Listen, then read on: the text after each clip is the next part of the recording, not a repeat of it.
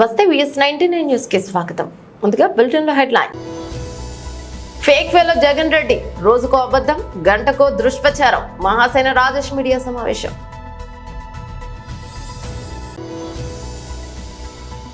Janasena party క్రియాశీలక సభ్యత్వ నమోదు కార్యక్రమం విజయవాడ పశ్చిమ నియోజకవర్గం. గరుడవేగ కొత్త చీఫ్ ఎగ్జిక్యూటివ్ ఆఫీసర్ గా సతీష్ లక్కరాజు నియామకం కావడం విశేషం.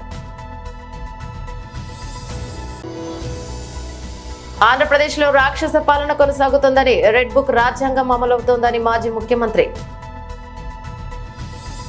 ఫేక్ ఫెలో జగన్ రెడ్డి రోజుకో అబద్ధం, గంటకో దుష్ప్రచారం. మహాసేన రాజేష్ మీడియా సమావేశం. అందరికీ జై భీమ్, జై తెలుగుదేశం, జై చంద్రబాబు, జై జై లోకేష్ అన్న.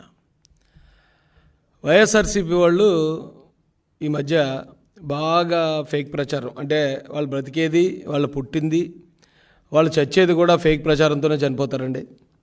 ఆ ఫేక్ ప్రచారం బాగా వైరల్, విపరీతం చేశారు ఈ మధ్య. ఎందుకు ఈ ఫేక్ ప్రచారం మొదలుపెట్టారంటే 2024 ఎలక్షన్లో ది గ్రేట్ నారా చంద్రబాబు నాయుడు గారు ఈ రాష్ట్రంలో ఉన్న మంచివాళ్ల సహకారంతో వైసీపీ పార్టీని సమాధి చేయడం జరిగింది. అందరూ అనుకుంటున్నారు ఓడించారేమో అని. ఓడించటం కాదండి, వైసీపీని సమాధి చేశారు నారా చంద్రబాబు నాయుడు గారు. ఆ సమాధిలో నుంచి ఇప్పుడు ప్రేతాత్మగా మారిన వైసీపీ యాజ్ యూజువల్ మళ్ళీ ఫేక్ ప్రచారాలు మొదలుపెట్టింది. గతంలో అరుంధతి అని ఒక సినిమా వచ్చిందండి. ఆ సినిమాలో ఇలాగే ఒక అఘోర ప్రజలందరినీ మానభంగాలు చేస్తూ, వాళ్ళని హింసిస్తూ, హత్యలు చేస్తూ, ఇప్పుడు వైసీపీ ఏదైతే పనులు చేసిందో అయ్యే పనులు ఆ సినిమాలో విలన్ చేస్తూ ఉంటే ఆ సినిమాలో కూడా అలా బ్రతికుండగానే సమాధి చేసేస్తారు. సేమ్ చంద్రబాబు నాయుడు గారు కూడా అంతకన్నా ఘోరంగా ఒక 1000 మంది దుష్ట అఘోరాలు చేసే పనులు చేస్తున్న వైసీపీని ప్రజల సహకారంతో ఆయన కూడా సమాధి చేయడం జరిగిందండి. అయితే ఆ సినిమాలో ప్రేతాత్మగా మారిన ఆ అఘోర బయటికి రావడానికి ప్రయత్నిస్తూ ఉంటాడు. సేమ్ ఇప్పుడు వైసీపీ కూడా ఆ సమాధిలోంచి బయటికి రావడానికి మళ్ళీ ఈ దుష్ట ప్రచారాలను మొదలుపెట్టింది. ఎక్కడ చూసినా హత్యలు జరిగిపోతున్నాయట, అత్యాచారాలు జరిగిపోతున్నాయట, దారుణాలు జరిగిపోతున్నాయట. ఇప్పుడు అదే ప్రచారం చేస్తున్నారు. నారా చంద్రబాబు నాయుడు గారు ఈ వైసీపీ ప్రభుత్వాన్ని సమాధి చేసిన తర్వాత ఈ రాష్ట్రంలో ఉన్న ప్రజలు స్వేచ్ఛా వాయువులు పీల్చుకున్నారండి. అప్పటి వరకు ఎవరైనా మాట్లాడుకోవాలన్నా సరే మామూలు ఫోన్ కాల్స్ కూడా మాట్లాడుకోవడానికి భయపడే పరిస్థితి. కేవలం వాట్సాప్ కాల్స్ మాత్రమే మాట్లాడుకునేవారు. ఈ ప్రభుత్వం అంత దారుణంగా ఇక్కడ ప్రజలను బెదిరించి భయభ్రాంతులకు గురి చేసింది. కానీ చంద్రబాబు నాయుడు గారు ఎప్పుడైతే ఆయన ముఖ్యమంత్రిగా బాధ్యతలు చేపట్టారో మహానుభావుడు, ఇక్కడ ఈ రాష్ట్రంలో ప్రజలందరూ స్వేచ్ఛా వాయువులు పీలుస్తున్నారండి. ఈ రాష్ట్రంలో ఉన్న యువతకే కొత్త భవిష్యత్తు మీద కొత్త ఆశలు చిగురించాయి. ఒక పక్కన పోలవరం నిర్మాణం ఊపందుకుంది, మరో పక్కన రాజధాని నిర్మాణం జరుగుతుంది, ఇంకొక పక్కన స్టీల్ ప్లాంట్ని మేము ప్రైవేటీకరణ చేయట్లేదు, దానికి మేము మైన్స్ కూడా కేటాయిస్తామని కేంద్ర మంత్రులే వారు వచ్చి స్టేట్మెంట్లు ఇస్తున్నారు. ఈ రాష్ట్రం ఇప్పుడు బాగుపడే పరిస్థితి, అభివృద్ధిలోకి వెళ్ళే పరిస్థితిలో ఉంటే మళ్ళీ ఎలాగైనా దీన్ని అభివృద్ధిని నాశనం చేయాలని ఆ సమాధిలో ఉన్న వైసీపీ భూతం మళ్ళీ తప్పుడు ప్రచారాలు. మీకు గుర్తుందో లేదో, కోడికత్తి అని ఒక డ్రామా ఎవరో కుర్రోడు జగన్మోహన్ రెడ్డిని గీసాడట. ఆ కుర్రోడు వెళ్ళి ఒక టీడీపీకి సంబంధించిన నాయకుడి రెస్టారెంట్లో పనిచేస్తున్నాడట. కాబట్టి ఇది చంద్రబాబు నాయుడు గారే చేయించారని చెప్పి తప్పుడు ప్రచారం చేసి బోల్తా కొట్టిన దొంగలు వెళ్ళు. అలాగే సొంత బాబాయిని గొడ్డలతో వాళ్లే నరికేసుకుని, లేదు చంద్రబాబు నాయుడు గారే కత్తించుకుని నరికేశారని ప్రచారం చేసిన దొంగ బడవలు వెళ్ళు. అందుకే కదండి ఈ రోజున రాష్ట్రంలో వెళ్ళని 11కి పరిమితం చేసి మూలన కూర్చోబెట్టినా ఇంకా వీళ్ళ బుద్ధి మారలేదు. ఇక్కడ హత్యలు జరిగిపోతున్నాయట. ఎలా అంటే యాక్సిడెంట్లో ఒక ఆయన చనిపోతాడు. దానికి కారణం టీడీపీ చేసిన హత్య అని ప్రచారం చేస్తున్నారు. ఎలాగరా టీడీపీ చేసిన హత్య అంటే ఆయన బండి వేసుకుని వెళ్తూ అక్కడ పడిపోయాడు, డివైడర్ని తల కొట్టుకుని చచ్చిపోయాడు. ఆ డివైడర్ కట్టిన తెలుగుదేశం ప్రభుత్వం కాబట్టి ఈ హత్య తెలుగుదేశం ప్రభుత్వమే చేసింది అంటున్నారు. మరొకరు ఆ ఉరేసుకుని ఆత్మహత్య చేసుకుంటే అది కూడా తెలుగుదేశం హత్య అన్నారు. ఎలాగరా బాబు అంటే ఆ ఉరేసుకోనాక కొన్న తాడు తెలుగుదేశం కార్యకర్త షాప్లో కొన్నాడట. కాబట్టి ఈ ఉరేసుకోవడంలో ఈ చావుకు కూడా తెలుగుదేశం పార్టీ చంద్రబాబు నాయుడు గారే కారణం అంటున్నారు. ఆటో యాక్సిడెంట్లో చనిపోతే ఆటో కొన్నది తెలుగుదేశం కార్యకర్త షోరూంలో కాబట్టి దీనికి కూడా చంద్రబాబు నాయుడు గారి కారణం అన్నారు. ఇంత దరిద్రంగా, ఎంత ఘోరమైన ప్రచారం. అది చూస్తుంటేనే సిగ్గు అనిపిస్తుందండి నాకైతే. అయితే చంద్రబాబు నాయుడు గారు వచ్చిన తర్వాత ఈ రాష్ట్రంలో నిజంగానే భవిష్యత్తు మీద ఆశలు చిగురించేయండి. నారా లోకేష్ గారు ఎప్పుడైతే ఆయన మంత్రిగా బాధ్యతలు స్వీకరించిన మొట్టమొదట ఆయన తీసుకున్న సంచలనమైన నిర్ణయం స్కూల్స్లో కాలేజెస్లో సర్టిఫికేట్లు ఇరుక్కుపోయిన పిల్లలకి ఫీజులు సమయానికి ఫీజు రియంబర్స్మెంట్ ఇవ్వకుండా వైసీపీ గవర్నమెంట్ చేసిన 3,000 కోట్ల బకాయిలకి ఆ సర్టిఫికేట్ లేక ఇబ్బంది పడుతున్న పిల్లలందరినీ ఒక్క చిటికలో వాళ్ళ సమస్యను పరిష్కరించాడండి ఆయన. దాంతోపాటు 25 మంది దివ్యాంగుల కోసం ఒక మార్క్ లిస్టు ఆ ప్రొఫార్మా మొత్తం మార్చి ఒక జీవో కూడా ఇష్యూ చేసి 25 మంది కోసం కూడా ప్రభుత్వం దిగొస్తుంది అవసరమైతే. ఈ రాష్ట్రంలో ఉన్న ప్రతి ఒక్క ప్రాణం ప్రతి ఒక్క జీవితం ఈ తెలుగుదేశం కూటమి ప్రభుత్వానికి ఇంపార్టెంటే అని నారా లోకేష్ గారు తెలియజేశారు. 25 కాదండి, కేవలం కువైట్లో ఒకే ఒక్కడు అక్కడ బాధలు పడుతుంటే ఆ బాధలు చూసి చలించిపోయిన లోకేష్ గారు ఒక్క కుటుంబం కోసం ఒక్క వ్యక్తి కోసం కూడా ముందుకొచ్చాడు. అంటే ఒక్క వ్యక్తి ప్రాణం ఒక్క వ్యక్తి జీవితం కూడా ఈ ప్రభుత్వానికి ఎంత ముఖ్యమో తెలియజేస్తున్నారు. ఎంత గొప్ప పరిపాలన జరుగుతూ ఉంటే హత్యలు జరిగిపోతున్నాయి, అత్యాచారాలు జరిగిపోతున్నాయి. దీనికి తెలుగుదేశం ప్రభుత్వం కారణం అని సిగ్గు ఎగ్గు లేకుండా ప్రచారం చేస్తున్నారండి. అయితే నాకు అర్థం కాని విషయం ఏంటంటే ఎన్సీఆర్బీ రిపోర్ట్ ప్రకారం ప్రతి గంటకి 3 హత్యలు జరుగుతున్నాయి భారతదేశంలో. ఎన్సీఆర్బీ రిపోర్ట్ ప్రకారం దాదాపు 28,000 హత్యలు జరుగుతున్నాయి ఒక సంవత్సరానికి మన దేశంలో. నేరాలు జరుగుతాయి. అయితే నేరాలు జరుగుతాయి, ఎప్పుడు జరిగే నేరాలే కదా, మరి వైసీపీ హయాంలో జరిగిన నేరాలకి మీరెందుకు అంతలా గోల్ చేశారని అడగొచ్చు మీరు. వైసీపీ హయాంలో జరిగిన నేరాలు వేరు, మామూలుగా ఈ దేశంలో జరిగే నేరాలు వేరు. నేరాలు ఎప్పుడు జరుగుతాయండి? పాత కక్షల వల్ల, లేకపోతే ఒకరి మీద అంటే ఒకరు పడని ద్వేషం వల్ల, లేదా మహిళల వల్ల, భూముల వల్ల. ఇలాంటి నేరాలు ఎక్కడ జరుగుతాయి? దేశంలో ఎక్కడైనా జరుగుతాయి. అందుకే కదా అలాంటి నేరాలు జరుగుతాయనే రాజ్యాంగంలో మనం పోలీస్ వ్యవస్థ, కోర్టులు, జైళ్ళు ఇవన్నీ ఏర్పాటు చేసింది నేరాలు జరుగుతాయనండి.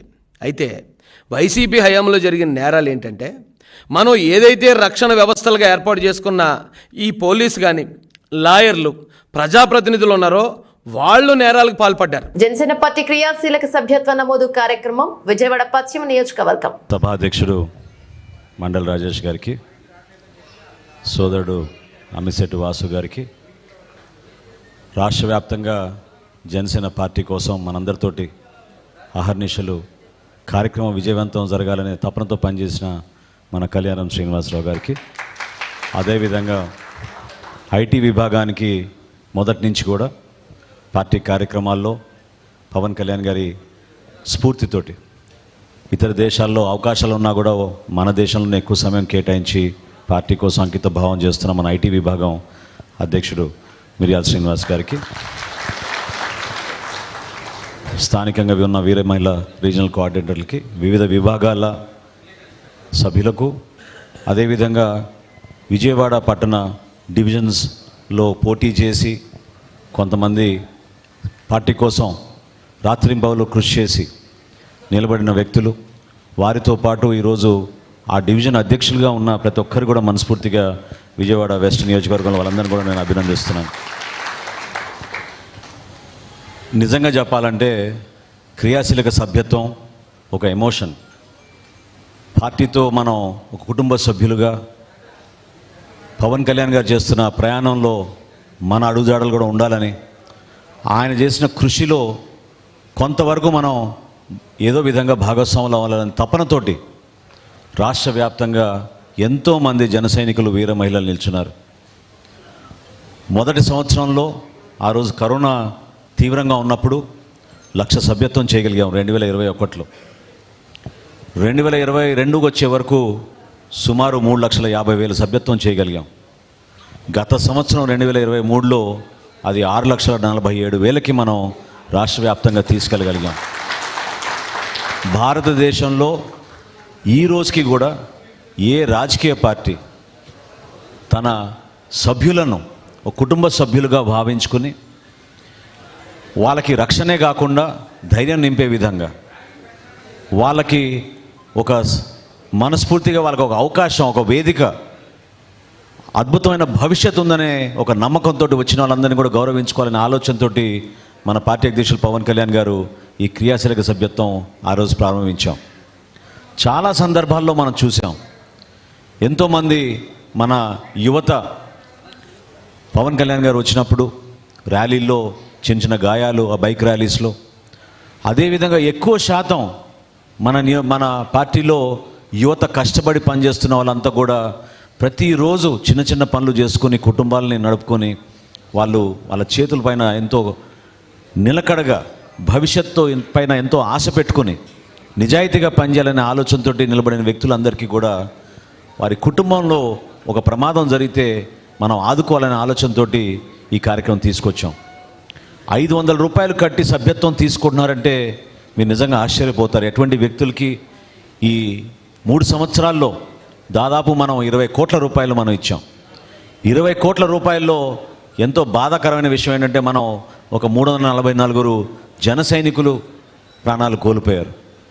కానీ కోల్పోయిన ప్రతి కుటుంబానికి పవన్ కళ్యాణ్ గారు ఇచ్చిన 5 లక్షల రూపాయలు ఆ చెక్ తీసుకెళ్ళి మనం అందించినప్పుడు ఆ కుటుంబానికి ఒక భరోసాగా నాయకత్వం అంతా కలిసి వచ్చి చాలామంది పాపం ఈ రోజుకి పేదరికంలో ఉన్న కుటుంబాలు, వాళ్ళకి 5 లక్షల ఆర్థిక సాయమే కాకుండా పార్టీ నుంచి మేము మీకోసం నిలబడతాం, మీరు ధైర్యంగా ఉండండి, ఎటువంటి సమస్యలు వచ్చినా కూడా మా పార్టీ నాయకులు మీకు అండగా నిలబడతారని మనం ఈ క్రియాశీలక సభ్యత్వం ద్వారా మనం తీసుకెళ్ళగలిగాం.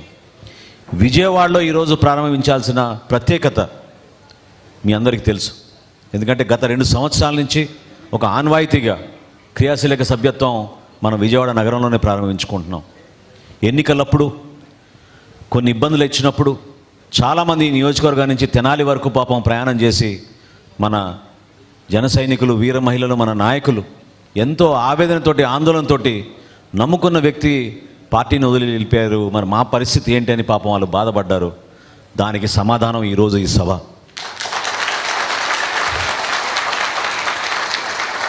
నేను ఆ రోజు చెప్పాను, ఆ రోజు ఎవరైతే బాధపడ్డారో వాళ్ళందరినీ ఓదార్చి చెప్పాను, పార్టీలో వ్యక్తులు ముఖ్యం, కానీ వ్యక్తుల వల్లనే పార్టీ ముందుకెళ్తుంది, వ్యవస్థని ఆ విధంగా నిలబెడుతుంది అనుకుంటే మాత్రం అది పొరపాటు. మనం ఎంత గౌరవంగా ఉండి ఎంత కష్టపడి నిజాయితీగా నిలబడతామో ఆ వ్యవస్థే మనకి ఆ అండేస్తుంది, ఆ నీడేస్తుంది. అంతేగాని వ్యక్తిగత స్వార్థాల కోసమో కారణాల కోసమో కేవలం దూషించే ఒక ప్రణాళిక సిద్ధం చేసుకుని ముందుకెళ్తే నష్టం జరిగేది చివరికి అంతిమంగా వాళ్ళకే. ఎందుకంటే నిజాయితీగా ఎంతమంది పార్టీ కోసం కష్టపడి నిలబడ్డారో మీరు చూశారు. ఈరోజు ఇక్కడ ఉన్న ప్రతి ఒక్కరు నాయకులు నాకు తెలుసు, ప్రతి ఒక్కరు నాయకులు నేను 3 సంవత్సరాలు నేను చూస్తున్నాను. ఏ విధంగా పార్టీ కార్యక్రమం అంటే వాళ్ళు సొంత నిధులు ఖర్చు పెట్టి పార్టీ కోసం కృషి చేసిన వ్యక్తులు ఎంతమంది నిలబడ్డారో మీ అందరికీ తెలుసు. ధైర్యంగా నిలబడ్డారు. వాస్తవంగా 5 సంవత్సరాలు మనం మూర్ఖమైన ప్రభుత్వం పైన మనం పోరాటం చేయగలిగామంటే జనసేన పార్టీ వల్లనే, జనసేన పార్టీ క్రియాశీలక సభ్యుల వల్లనే, మన జన సైనికులు, వీర మహిళల వల్లనే. ఎలా మర్చిపోతారు ఆ రోజు మనం చేసిన పోరాటాలు? ఎన్ని కేసులు పెట్టారు, ఎన్నిసార్లు హౌస్ అరెస్టులు చేశారు. మన పార్టీ అధ్యక్షులు కూడా చివరికి జనవాణి కార్యక్రమానికి హాజరవుతా ఉంటే దాన్ని కూడా అడ్డుపడే పరిస్థితి తీసుకొచ్చిన రోజులు మీరు ఎట్లా మర్చిపోగలుగుతారు? కాబట్టి మన పార్టీలో మనకున్నది గొప్ప విషయం ఏంటంటే మనం ఎవరికి అన్యాయం చేయం, నిజాయితీగా నిలబడతాం, కష్టపడి పోరాడతాం. మనం అంతిమంగా మన నాయకుడి ఆశయ సాధన కోసం ప్రజల్లోకి వెళ్ళే మనస్తత్వంతో మనం నిలబడతాం తప్ప వ్యక్తిగత కారణాల కోసమో స్వార్థాల కోసమో కాదు. అందులో భాగంగా నేను మీకు ఇది చెప్తున్నాను. చిన్న చిన్న సందర్భాల్లో మనం ఒక్కోసారి ఎందుకు ఇట్లా మాట్లాడారు, ఎందుకు మనం ఇట్లా గాయపరిచారని మనం అనుకోవచ్చు, కానీ దానివల్ల కూడా మేలు జరుగుతుంది. ఎవరైతే మన గురించి అట్లా మాట్లాడారో దాన్ని ఒక ఛాలెంజ్గా తీసుకొని మనం కష్టపడి మన పార్టీకి అంకిత భావంతో పనిచేద్దాం మనం. ఎందుకంటే ఇప్పుడే మీకు రాజేష్ చెప్పాడు, గతంలో జరిగిన సభ్యత్వం కన్నా ఎక్కువ చేయాలి మనం. 10,000 సాధించాలి మనం ఈ నియోజకవర్గంలో సభ్యత్వం. దానికోసం మీరందరూ కూడా అంకిత భావంతో నిలబడండి. గరుడవేగ కొత్త చీఫ్ ఎగ్జిక్యూటివ్ ఆఫీసర్ గా సతీష్ లక్కరాజు నియామకం కావడం విశేషం. లాజిస్టిక్స్ పరిశ్రమలో 30 సంవత్సరాల అనుభవంతో విజ్ ఫ్రైట్, ఎల్జిటి లాజిస్టిక్స్ మరియు డాచర్ ఇండియాలో కీలక పాత్రలతో సహా లక్కరాజు గరుడవేగకు నైపుణ్యం యొక్క సంపదను తీసుకువచ్చారు. గరుడవేగలో చేరడం నాకు గౌరవంగా భావిస్తున్నారు మరియు ఆవిష్కరణ మరియు వృద్ధిని నడిపించడానికి ఎదురు చూస్తున్నానని లక్కరాజు అన్నారు. ఆంధ్రప్రదేశ్ లో రాక్షస పాలన కొనసాగుతోందని, రెడ్ బుక్ రాజ్యాంగం అమలవుతోందని మాజీ ముఖ్యమంత్రి వైసీపీ చీఫ్ జగన్ మండిపడ్డారు. వినుకొండలో వైసీపీ కార్యకర్త రషీద్ హత్యపై జగన్ స్పందించారు. రషీద్ కుటుంబానికి సానుభూతి తెలిపారు. కొత్త ప్రభుత్వం అధికారం చేపట్టి 1.5 రోజులు మాత్రమే అయిందని గుర్తు చేశారు. ఈలోపే రాష్ట్రాన్ని హత్యలు అత్యాచారాలకు కేర్ ఆఫ్ అడ్రస్ గా మార్చేశారంటూ టీడీపీ సర్కార్ పై తీవ్ర విమర్శలు చేశారు. రాష్ట్రంలో లా అండ్ ఆర్డర్ ఉన్నది ఎక్కడా కనిపించడం లేదని, ప్రజల మాన ప్రాణాలకు రక్షణ కరువైందని జగన్ ఆవేదన వ్యక్తం చేశారు. వైసీపీని అనగదొక్కడమే లక్ష్యంగా ఈ దారుణాలకు పాల్పడుతున్నారని ఆరోపించారు. తెలుగు రాష్ట్రాల్లో టమాటా ధర చుక్కలను తాకుతోంది. రోజు రోజుకు పెరిగిపోతూనే ఉంది. ఇటీవల విజయవాడ మార్కెట్ లో కిలో టమాటా 64 పలకగా తాజాగా విశాఖపట్నంలో కిలో 100 రూపాయలకు చేరింది. మార్కెట్ లో బగ్గుమంటున్న కూరగాయల ధరలతో సామాన్యులు బెంబేలెత్తిపోతున్నారు. దాదాపుగా అన్ని కూరలలోనూ టమాటాలను వాడుతుంటారని, పెరిగిన ధరల కారణంగా టమాటాలను కొనే పరిస్థితి లేదని వాపోతున్నారు. టమాటాలతో పాటు ఇతర కూరగాయల ధరలు కూడా మధ్యతరగతి ప్రజలకు అందుబాటులో లేవని చెప్తున్నారు. అలాగే పెరిగితే తమ పరిస్థితి ఏంటని వాపోతున్నారు. గత ప్రభుత్వం కూరగాయల ధరల నియంత్రణకు ఎలాంటి చర్యలు తీసుకోలేదని, కొత్త ప్రభుత్వమైన స్పందించి కూరగాయల ధరలు సామాన్యులకు అందుబాటులో ఉండేలా చూడాలని ప్రజలు కోరుతున్నారు. కామారెడ్డి జిల్లా పాల్వంచ మండలం ఈసాయిపేట గ్రామంలో తెలంగాణ ముఖ్యమంత్రి సీఎం రేవంత్ రెడ్డి చిత్రపటానికి రైతులు పాలాభిషేకం చేశారు. అనంతరం రైతులు మాట్లాడుతూ గత బీఆర్ఎస్ ప్రభుత్వంలో రైతులను పట్టించుకున్న పాపాన పోలేదని, రేవంత్ రెడ్డి ఎన్నికల సమయంలో వరంగల్లో డిక్లరేషన్ ఇచ్చిన మాట ప్రకారం రైతులకు ఏకకాలంలో 2 లక్షల రుణాలను మాఫీ చేయడం పట్ల సంతోషాన్ని వ్యక్తం చేస్తూ పేద మధ్యతరగతి రైతులకు రుణాలు మాఫీ చేయడం వల్ల రైతులు వ్యవసాయ రంగంపై ఆసక్తి చూపుతూ వ్యవసాయాన్ని పెంపొందించబడుతోందని, అదేవిధంగా సీఎం రేవంత్ రెడ్డికి అభినందనలు తెలుపుతున్నట్లుగా రైతులు తెలిపారు. వారికి మేము మా మనస్ఫూర్తిగా పాలాభిషేకం చేశాము. మా ఇసేపేట గ్రామానికి గ్యాస్ ఉచితంగా ఫ్రీగా ఇచ్చారు. తను మళ్ళీ మాకు ప్రజలకు సేవ చేసిర్రు, ఫ్రీగా విద్యుత్ కల్పించిండు. కాబట్టి మేము రేవంత్ రెడ్డి గారికి రుణమాఫీ చేసినందుకు పాలాభిషేకం చేసినాము. మహిళా రైతులు అందరం కలిసి చేయడం జరిగింది, పాలాభిషేకం చేయడం జరిగింది. నుంచి ఎవరు చేయలేరు కాబట్టి మన రేవంత్ రెడ్డి చేసిండు కాబట్టి మనం అందరం గర్వించాల్సిన విషయం కాబట్టి అందరూ ప్రతి ఒక్క ఊర్లో ప్రతి ప్రజలందరికీ చెప్తున్నా పాలాభిషేకము రేవంత్ రెడ్డికి చేయవలసిందిగా కోరుతున్నాను. అందరికీ ధన్యవాదాలు. చింతలపల్లి లక్ష్మి, నేను మహిళా అధ్యక్షురాలను. మాది ఈసాయిపేట్ మాచారెడ్డి మండలం. రేవంత్ రెడ్డి వచ్చిన వలన మాకు రుణమాఫీ వచ్చింది. కేసీఆర్ ఉన్నప్పుడు ఏది రాలేదు, ఏ అమలు కూడా చేయలేడు. మాకు ఉన్నోళ్ళకే చేసిండు, పేదవాళ్లకు ఏమి ఇయ్యలేడు. ఇప్పుడు రేవంత్ రెడ్డి వచ్చినందున మాకు రుణమాఫీ వచ్చింది. మాకు అందరికీ సంతోషం. రైతులకు అందరూ సంతోషపడుతున్నారు. ఒక రైతుగా చెప్తున్నా. మన రాష్ట్ర రైతాంగం మొత్తం హర్షించదగ్గ విషయం. ఎందుకంటే గత ప్రభుత్వం 10 సంవత్సరాలు కేసీఆర్ ప్రభుత్వం మాటిస్తూ నేను రైతు రుణమాఫీ చేస్తా అని చెప్పేసి కళ్ళబొల్లి మాటలు చెప్పి రైతు పండగ అని రైతులందరూ దండగా చేసిండు. కాబట్టి ఆ రోజు వరంగల్లో మన ప్రియతమ నాయకుడు రాహుల్ గాంధీ ఇచ్చిన మాట ప్రకారం మాట తప్పకుండా ఆ రోజైతే ఏ రైతు డిక్లరేషన్ ఏమైతే ఇచ్చిండో ఆ దాని ప్రకారం ఈరోజు తెలంగాణ రైతాంగానికి మన ముఖ్యమంత్రి గారు శ్రీ రేవంత్ రెడ్డి గారు ఇచ్చిన మాట ప్రకారం రైతు రుణమాఫీ చేసింది. కాబట్టి రాష్ట్ర వ్యాప్తంగా రైతులందరూ ఈరోజు ఆనందంగా ఉత్సాహాలతో ఉంటున్నారు. కాబట్టి ప్రతి గ్రామంలో అందరూ పెద్ద పండగలా జరుపుకుంటున్నారు. గత ప్రభుత్వం అన్ని మోసాలు చేసింది. మరియు ఈ యొక్క కాంగ్రెస్ ప్రభుత్వం ఇప్పుడు గ్యాసే కాకుండా విద్యుత్తు అన్ని రకాలుగా ప్రజలకు పేద ప్రజలకు అండగా ఉంటూ అన్ని ఇచ్చిన మాట ప్రకారం అన్ని చేస్తుంది. కాబట్టి ప్రతి గ్రామంలో ఈరోజు రైతులందరూ ఉత్సాహంగా ఉంటున్నారు. మెదక్ జిల్లా నర్సాపూర్లో కాంగ్రెస్ పార్టీ ఆధ్వర్యంలో భారీ ర్యాలీ. ముఖ్యమంత్రి రేవంత్ రెడ్డి చిత్రపటానికి పాలాభిషేకం చేసి సంబరాలు నిర్వహించారు నాయకులు. తెలంగాణ ముఖ్యమంత్రి రేవంత్ రెడ్డి ఇచ్చిన మాట కట్టుబడి రైతులకు ₹1,00,000 రుణమాఫీ చేసినందుకు గాను సంతోషాన్ని వ్యక్తం చేస్తూ సంబరాలు నిర్వహించారు కాంగ్రెస్ శ్రేణులు. ఇచ్చిన మాట కట్టుబడి ముఖ్యమంత్రి రైతు బంధు ₹1,00,000 మాఫీ చేశారని, ఆగస్టులో 2 లక్షల వరకు మాఫీ చేపట్టి 6 గ్యారంటీలను సైతం అమలు చేసి చూపిస్తాడంటూ ప్రతి కార్యకర్త ప్రజలకు అవగాహన కల్పిస్తూ రానున్న స్థానిక గ్రామస్థాయి మున్సిపాలిటీ ఎన్నికల్లో కాంగ్రెస్ పార్టీ పూర్తి స్థాయిలో ఘన విజయం సాధించేలా కృషి చేయాలంటూ నియోజకవర్గ ఇన్ఛార్జి రాజిరెడ్డి కోరారు. చెప్పండి, మిగతా 6 గ్యారంటీలు కూడా కాలం గడిచిన కొద్దీ ఒకటి వెంటనే రైతు భరోసా అడుగుతారు. దానికి సమాధానం మీ దగ్గర ఉండాలి. మళ్ళీ ఆసరా పింఛన్ల గురించి అడుగుతారు, దానికి సమాధానం ఉండాలి. మీకేమన్నా డౌట్లు ఉంటే మమ్మల్ని అడగండి. ఇక్కడ అందరం ఉన్నాం. మాజీ ఎమ్మెల్యే గారు ఉన్నారు, జిల్లా అధ్యక్షులు ఉన్నారు, సుహాస్ రెడ్డి గారు ఉన్నారు, రవీంద్ర రెడ్డి గారు ఉన్నారు. ప్రతి ఒక్కరు ఉన్నారు. ఎంపీపీలు ఉన్నారు, ఎక్స్ ఎంపీపీలు ఉన్నారు, ఎక్స్ జడ్పీటీసీలు ఉన్నారు, మండలాధ్యక్షులు ఉన్నారు, బ్లాక్ కాంగ్రెస్ అధ్యక్షులు ఉన్నారు. ప్రతి దగ్గర విషయ పరిజ్ఞానం ఉండాలి. ప్రతి ఒక్కరిలో క్రమశిక్షణ పెంచుకోవాలి. వచ్చే పంచాయతీ ఎన్నికల్లో ఐకమత్యంతో ఇంతకుముందు మదన్ రెడ్డి గారు చెప్పినట్టు ఏమన్నా చిన్నప్పుడు పొరపాట్లు పొరపచ్చాలు ఉంటే కూడా అవి అధిగమించి ఒక దగ్గర తగ్గి ఒక దగ్గర పెరిగి మనమందరం కూడా ఒక ఐకమత్యంతో వచ్చే ఎన్నికల్లో పంచాయతీ ఎన్నికల్లో ప్రతి అంశాన్ని ఒడిసి పట్టుకొని ఈరోజు రుణమాఫీ అనేది చిన్న విషయం కాదు. ఈ రుణమాఫీతోనే మొత్తం పంచాయతీ ఎన్నికలు గెలవచ్చు మనం.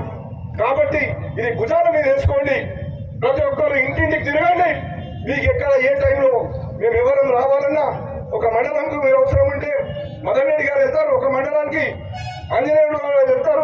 మేడ్చల్ జిల్లా పిర్జాదిగూడ సూర్య టెక్నాలజీస్ సెంటర్ లో ఏర్పాటు చేసిన డిఎస్సి పరీక్ష కేంద్రానికి ఉదయం 7 గంటల నుంచి హాజరవుతున్న అభ్యర్థులు ఉదయం 7 గంటల నుండి పరీక్షా కేంద్రంలోకి అనుమతి. పరీక్షా కేంద్రం వద్ద పోలీస్ బందోబస్తు నిర్వహిస్తున్న పోలీసులు ఉదయం 9 గంటల నుండి ప్రారంభమైన డిఎస్సి ఎగ్జామ్స్ ఈ రోజు ప్రారంభమైన డిఎస్సి ఎగ్జామ్స్ ఆగస్టు 5 వరకు కొనసాగనున్నాయి.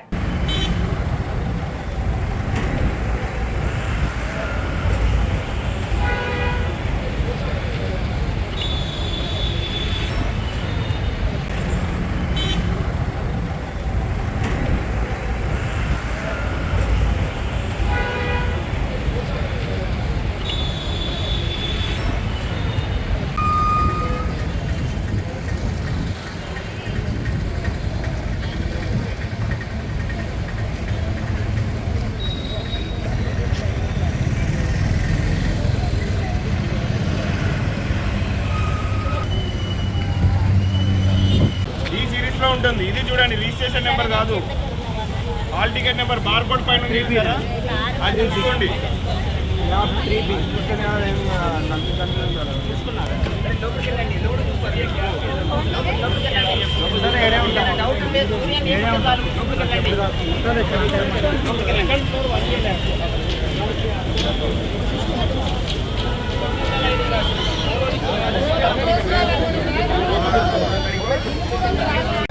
डिपॉजिट करो मोबाइल काउंटर पे।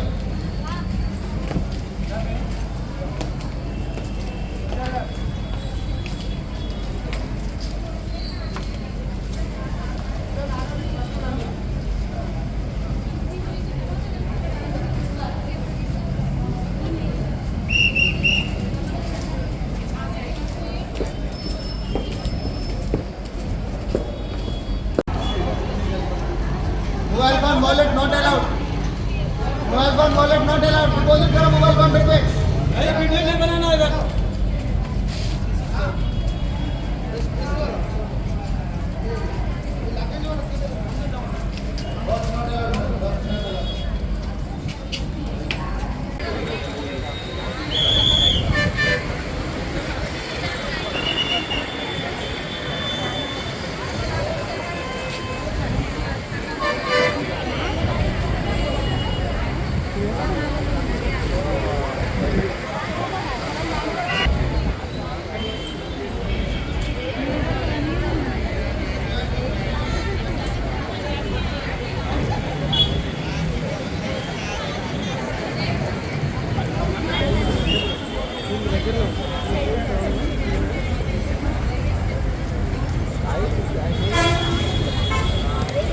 బ్రిటన్ ముగించే ముందు హెడ్లైన్స్ మరోసారి. ఫేక్ ఫెలో జగన్ రెడ్డి రోజుకో అబద్ధం, గంటకో దుష్ప్రచారం. మహాసేన రాజేష్ మీడియా సమావేశం.